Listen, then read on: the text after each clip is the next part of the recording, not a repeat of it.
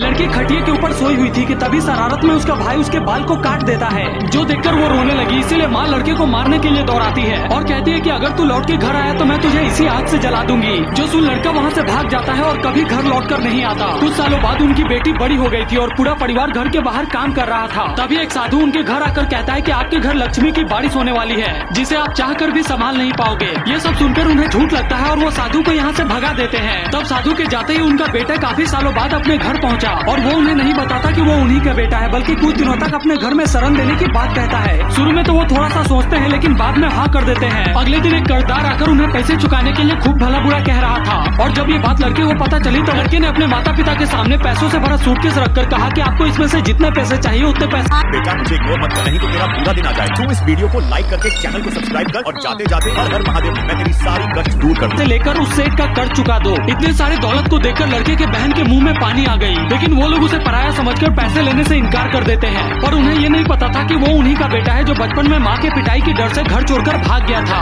इसीलिए रात को वो दोनों माँ बेटी मिलकर प्लान बनाते हैं कि आदमी को मारकर उसके सारे पैसों को हड़प लेंगे। जिसके बाद वो अपने पति को जहर लाने के लिए बाजार भेज देती है और आदमी के लिए बड़े ही चाव से मुर्गा बनाने लगती है। पर आदमी जहर लाने के बजाय ठेके पर बैठकर मन भर दारू पीने लगता है। लेकिन खाना बनकर तैयार होने के बाद भी आदमी जहर लेकर नहीं आता, तब औरत खेतों से जहर का पेड़ उखाड़कर खाने में डाल देती है। और जैसे ही लड़के को खाना खाने के लिए परोसा जाता है, वहाँ पर पुलिस आ जाती है। इसीलिए वो लोग लड़के को खाना छोड़कर कुछ देर इंतजार करने के लिए कहते हैं। पर वो पुलिस वाले किसी चोर की तलाश में आए थे और चिकन की खुशबू मिलते ही खाना खाने के लिए बैठ जाते हैं। लेकिन उन्होंने पुलिस वाले के खाने में जहर नहीं मिलाया था। पर वो खाना जो लड़के के लिए निकाला गया था वो माँ के हाथ से गिर जाता है, जिसे वो लोग हाथ से एक कोने में कर देते हैं। लेकिन उनका पालतू कुत्ता आकर उस खाने को खा जाता है, जिससे कुत्ते की मौत हो गई। कुत्ते को मरा हुआ देखकर औरत को डर लग गई, इसीलिए वो मेहमान के खाने में जहर नहीं मिलाती। लेकिन जब मेहमान खाना खाकर चला जाता है तब औरत की बेटी जहर न डालने की वजह से उस पर काफी ज्यादा गुस्सा होती है और फिर उसे चाकू से खत्म करने का फैसला करती है। उधर जब आदमी ठेके पर दारू पी रहा था तब उसे पता चलता है कि वो मेहमान और कोई नहीं बल्कि उसी का बेटा है जो माँ के डर से बचपन में घर छोड़कर भाग गया था। ये सुनते ही आदमी का सारा नशा टूट गया और वो भागा भागा घर पहुँचा। लेकिन तब तक परिवार के लालच ने उस आदमी को खत्म कर दिया था। और जब ये बात पिता ने माँ को बताया तब वो फूट फूट कर रोने लगी और पीछे कब्र खोद रही बहन ने जब ये सुना तब उसके भी दिल पर बिजली गिर गई। इसीलिए माँ इस पाप का प्रायश्चित करने के लिए खुद खाने में जहर मिलाकर खाने लगती है, जो देखकर बेटी और पिता ने भी उसे खाना शुरू कर दिया और फिर पूरे घर में रुई बिछाकर उसमें आग लगा देते हैं।